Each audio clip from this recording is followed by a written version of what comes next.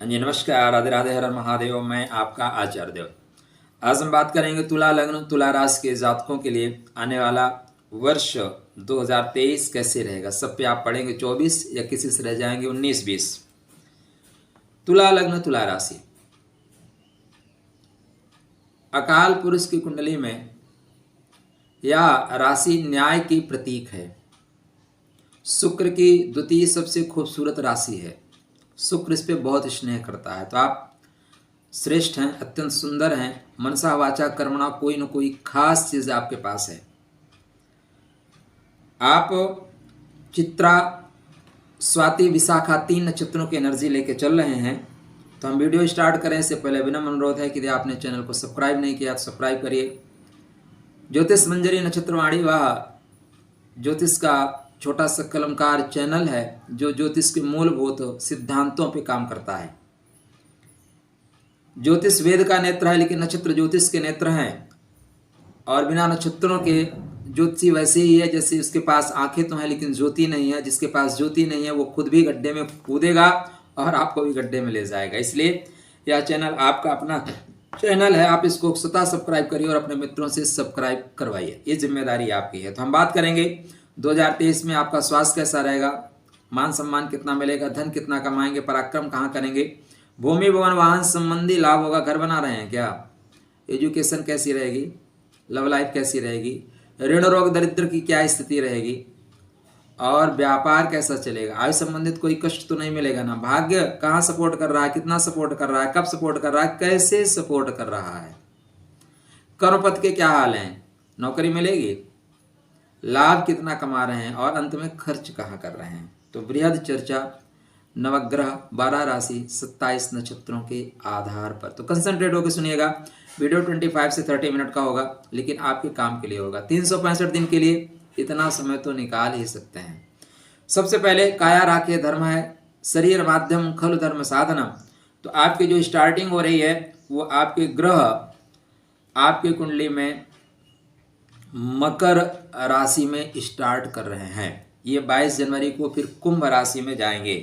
तो मकर राशि का तात्पर्य है कि लग्न का स्वामी सुख के घर में गोचर कर रहा है। उत्तराषाढ़ा श्रवण धनिष्ठा नक्षत्र की एनर्जी लेके, सूर्य चंद्र मंगल की एनर्जी लेके, संपर्क शक्ति और ख्याति प्राप्ति शक्ति लेके आपका लग्नेश सुख के घर में गोचर कर रहा है। तो भूमि भवन वाहन संबंधी लाभ आपको स्टार्टिंग से मिलता हुआ प्रतीत हो रहा है। 12 जनवरी को 16:04 पे ये कुंभ राशि में प्रवेश करेंगे। तो लग्नेश अपने पंचम जाएंगे तो आपको प्यार मिलेगा, हर जगह से प्यार मिलेगा, बिना मांगे प्यार मिलेगा। क्या? बिना मांगे प्यार मिलेगा। यहीं पे पंचमे शनि की उपस्थिति, शुक्र शनि की उपस्थिति श्रेष्ठ फल देने वाली है आपको, अत्यंत श्रेष्ठ फल होगा आपको। तो 22 जनवरी से 15 फरवरी तक आप बहुत खुश रहेंगे, प्रसन्न रहेंगे। 15 फरवरी को मीन में प्रवेश करेंगे। मीन में शुक्रदेव उच्च के हो जाते हैं, लेकिन खष्टम भाव में। कहाँ पे? खष्टम भाव में। अब खष्टम भाव में पूर्व भाद्रपद, उत्तर भाद्रपद और रेवती नक्षत्र, तीन नक्षत्र आपके खष्टम भाव में चलेंगे।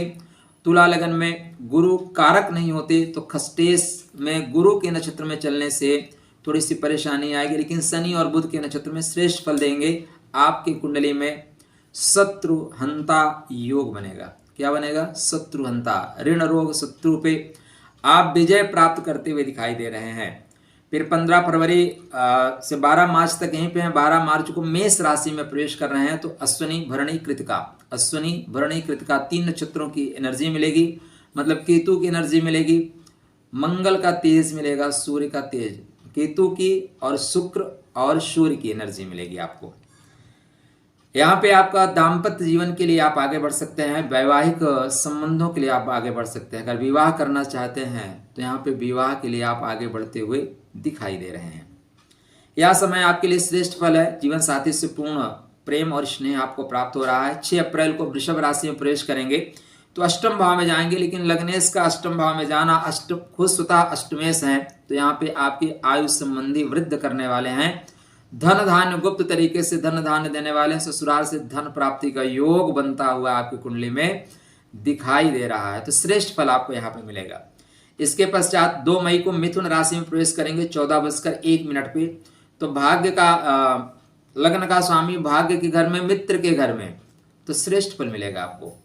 यहाँ पे भी आप देखेंगे तो श्रेष्ठ फल देने वाले हैं। अब मृगशिरा की एनर्जी रहेगी, मतलब इधर उधर मन भागेगा। राहु का आर्द्रा नक्षत्र, मन भागने से फंस सकते हैं, इसलिए मन को भगाइएगा नहीं। और फिर पुनर्वसु मतलब पुनः स्थापना की कंडीशन में आप आ जाएंगे। तो श्रेष्ठ समय आपके लिए जा रहा है, लेकिन थोड़ा सा सावधान रहना होगा। इसके बाद अगला जो राशि है आपके लिए कर्क राशि है। दसम भाव, लग्न का दसम भाव में जाना राजयोग कारक होता है। चंद्रमा के घर में शुक्र का गोचर 30 मई 19:52 से 7 अगस्त तक जो है 7 जुलाई तक यहीं पे रहेंगे। अब पुनर्वसु, पुष्य, अश्लेषा 3 नक्षत्रों की एनर्जी मिलेगी। पुनर्वसु मतलब फिर से बार बार काम करना पड़ेगा। पुष्य मतलब पोषण का काम करेंगे, तो पुष्य में आप जाके बेहतर काम कर रहे हैं, पैसे आप बचा रहे हैं। यहाँ पे सरकार से बहुत अच्छे संबंध आपके बनते हुए दिखाई दे रहे हैं। अगली राशि सिंह राशि, लाभ के घर में। सिंह राशि में मघा, पूर्व फाल्गुनी, उत्तर फाल्गुनी, केतु शुक्र सूर्य की एनर्जी लेके आप चलेंगे। तो केतु अगर आपकी कुंडली में शुभ हुए तो आपको बहुत पैसा देंगे, पैसा देंगे ही। लाभ भाव में सूर्य का गोचर, पैसा आपको मिलना तय है, सुनिश्चित है। तो हर तरह से लाभ होगा। पिता से लाभ, बड़े भाइयों से लाभ, सरकार से धन का लाभ। तो यहाँ पे हर तरह से आपको लाभ मिल रहा है, तो लाभ अधिक से अधिक मात्रा में उठाइए। यहीं पे फिर 7 जुलाई तक सिंह में है, 7 जुलाई से 7 अगस्त तक सिंह में है, फिर वक्री हो रहे हैं, कर्क में आ रहे हैं। फिर 2 अक्टूबर को सिंह में पुनः जाएंगे। तो ये जो वक्री होना, मार्गी होना, गोचर करना बेहतर परिणाम देने वाला है। तो आप कह सकते हैं 7 जुलाई से लेके 3 नवंबर तक आपका जो समय है बेहतरीन समय है, बेहतर नहीं बेहतरीन समय है। इस बीच आप अपने सभी बिगड़े हुए कामों को बनाते हुए नजर आ रहे हैं। तो उत्तिष्ठ जागृत, उठिए, जाग जाइए। 3 नवंबर को ये कन्या राशि में प्रवेश करेंगे। शुक्र का कन्या राशि में प्रवेश, अपने से द्वादश प्रवेश, उत्तर फाल्गुनी, हस्त और चित्रा नक्षत्र में प्रवेश। तो सूर्य की छाया नहीं सकती, छाने की इच्छा आपको परेशान करेगी, आपको लगेगा हम छा जाएं। लेकिन यहाँ पे आपकी रोग प्रतिरोधक क्षमता कमजोर हो रही है, तो स्वास्थ्य आपका कमजोर हो सकता है। तो डायरी में नोट कर लीजिए, इस समय अपने सेहत को लेके संजीदा रहिए, सजग रहिए। इसके बाद हस्त नक्षत्र मिलेगा। हस्त नक्षत्र जो है हस्त स्थापना अगम्या शक्ति लेके चल रहा है। तो यहाँ पे आप अपने आप को बैलेंस कर ले जाएंगे।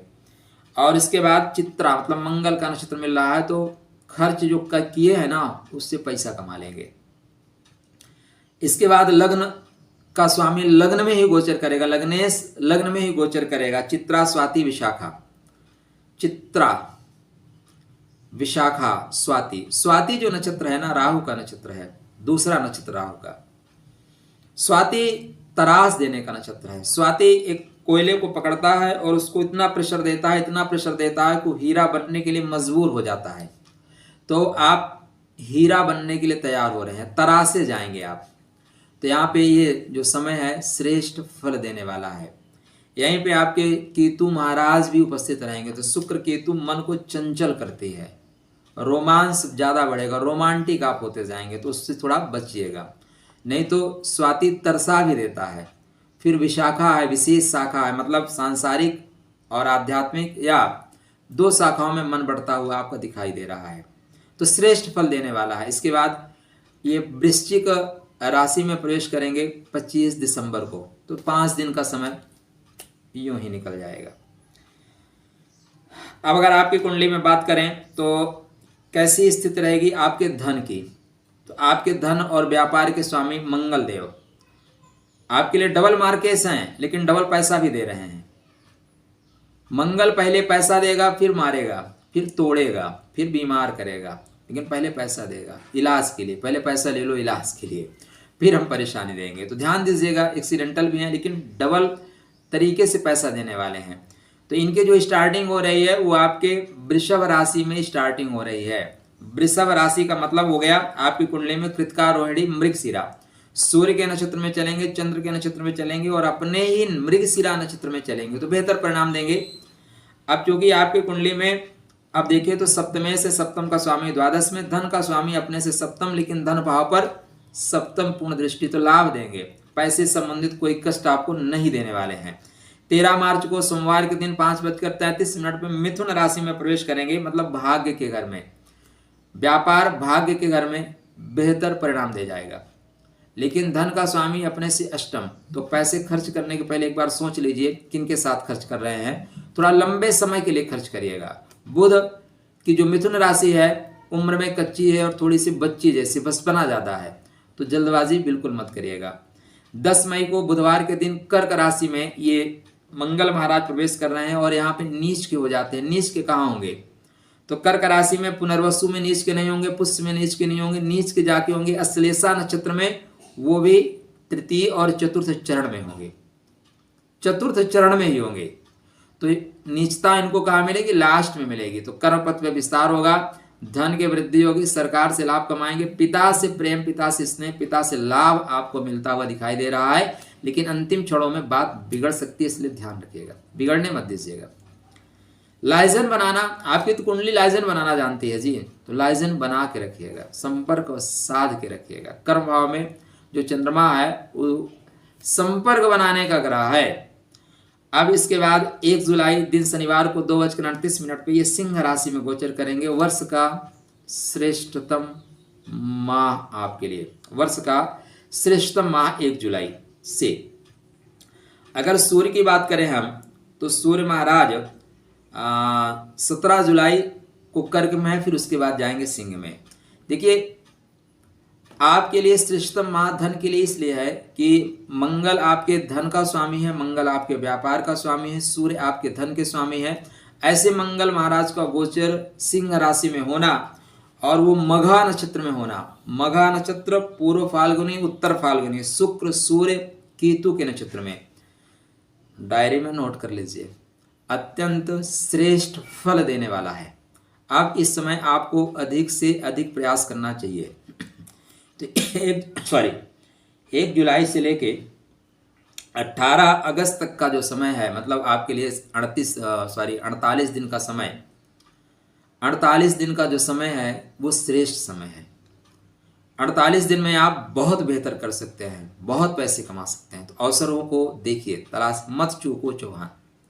48 दिन बहुत है जी, 48 मिनट 48 घंटे बहुत होते हैं सक्सेस होने के लिए, सफलता प्राप्त करने के लिए। असफलता के लिए भी कुछ सेकंड ही होते हैं।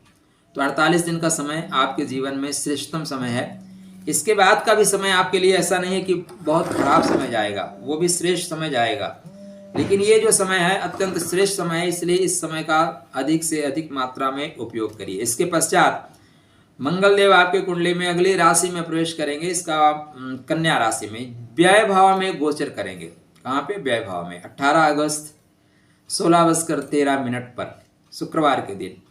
अब सप्तम का स्वामी द्वादश में, धन का स्वामी व्यय के घर में, अर्थात आप अगर संपर्क स्थापित करना चाहते हैं तो विदेश तक से आपके संपर्क बन सकते हैं, विदेशों से आप संपर्क या व्यापार स्थापित कर सकते हैं। लेकिन अगर आप जागृत नहीं रहे तो ये आपके पैसे के खर्च होने का समय निकल जाएगा। यहाँ पे आपको पैसा खर्च करना पड़ेगा, बेवजह आपके पैसे खर्च हो जाएंगे। तो सावधानी पूर्वक काम करिए, यत्न पूर्वक काम करिए। इसके बाद मंगल महाराज आपके लग्न में ही गोचर करेंगे। मंगल महाराज का जो गोचर 30 अक्टूबर को आपके लग्न में हो रहा है, मंगलवार के दिन, ठीक है ना, 18:17 पे आपके लग्न में गोचर करेंगे। तो धन का स्वामी, व्यापार का स्वामी लग्न में, तो जहां खड़े होंगे लाइन वहीं से लगेगी।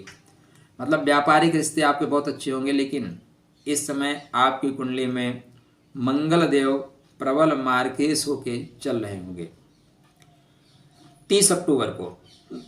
अब आप देखें तो आपके 3 नवंबर को शुक्र महाराज कन्या राशि में जा रहे हैं।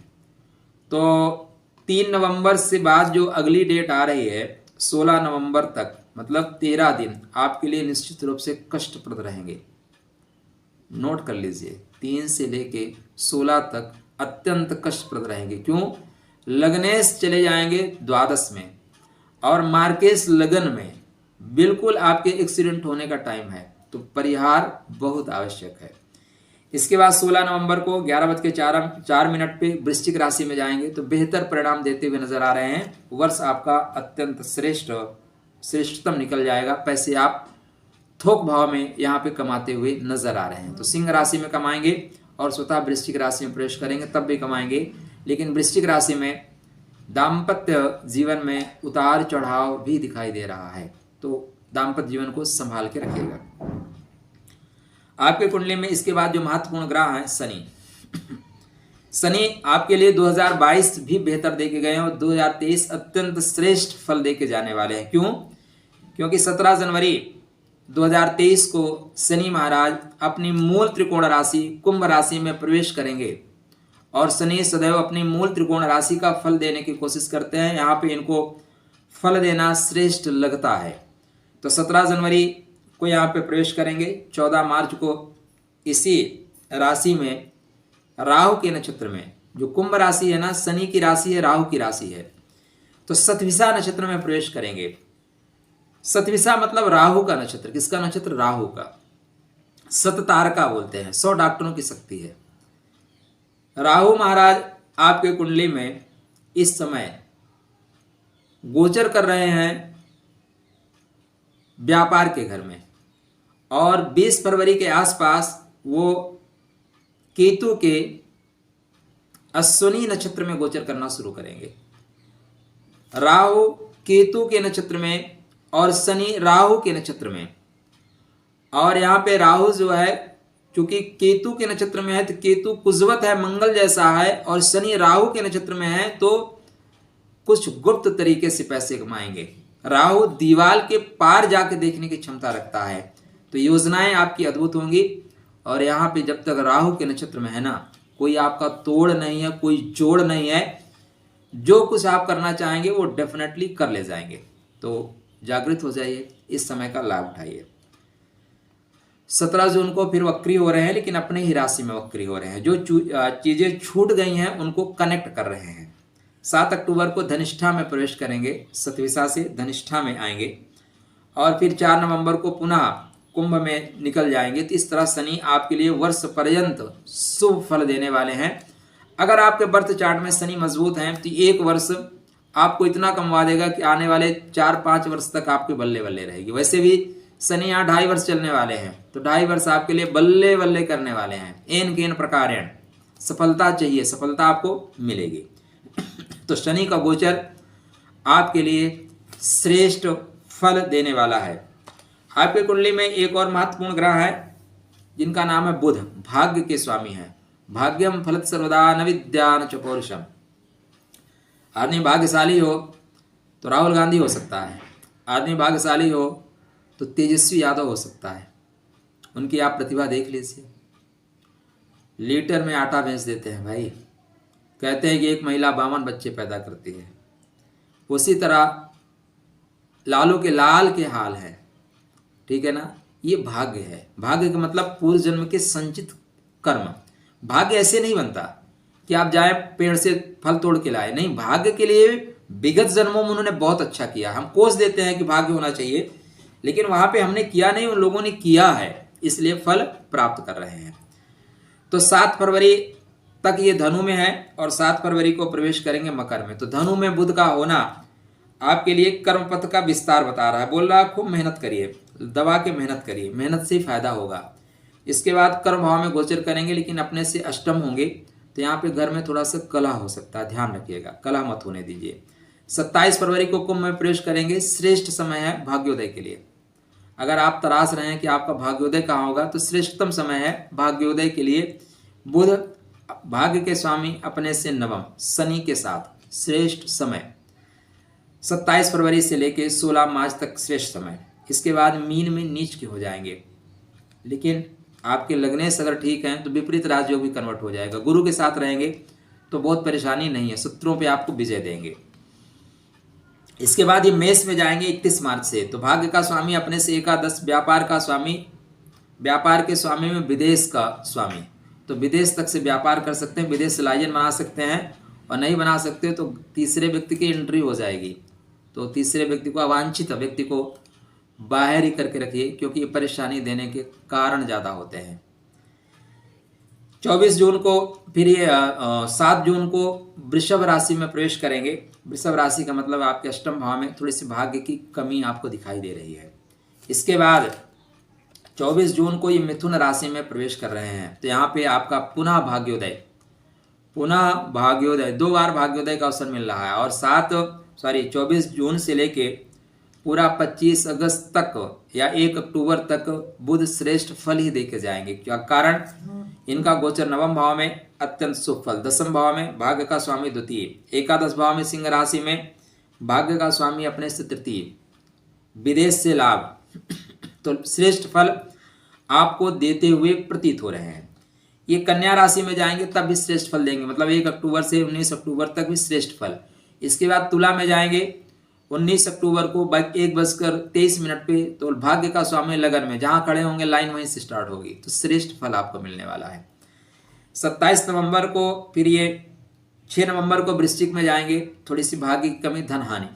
27 नवंबर को पुनः धनु में जाएंगे, जहां से स्टार्ट किए तो वहीं पहुंच जाएंगे। ऐसी स्थितियां आपकी कुंडली में बनती हुई दिखाई दे रही हैं। आपकी कुंडली में एक और महत्वपूर्ण ग्रह है जिनका नाम है सूर्यदेव, लाभ के स्वामी हैं। तो लाभ को कौन पसंद नहीं करता, आपको भी जानना होगा लाभ कब, कहां, कैसे, कितना मिलेगा। तो सूर्य यदि आपकी कुंडली में स्ट्रांग है तो इस वर्ष आपको बहुत लाभ देके जा रहे हैं, कोई डाउट नहीं। कारण आपके सुखेश और आपके पंचमेश की पोजीशन, इसीलिए लाभ देके इस वर्ष ज्यादा जाएंगे।